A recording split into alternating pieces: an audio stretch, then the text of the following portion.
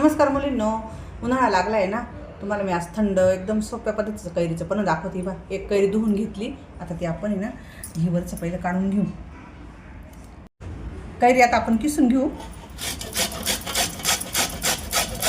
पातेल्यात काढून घेतला. त्याच्यात 2 तांबे पाणी टाकलं, 1 वाटी साखर टाकली आणि चवीनुसार मीठ टाकायचं. सेंधव मीठ टाकायचं 1 चमचा.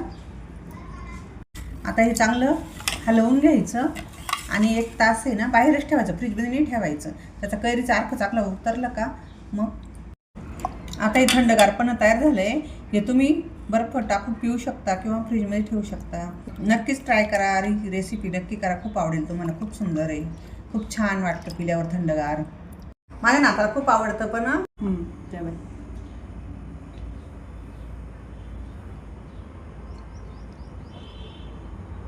मस्त झालं.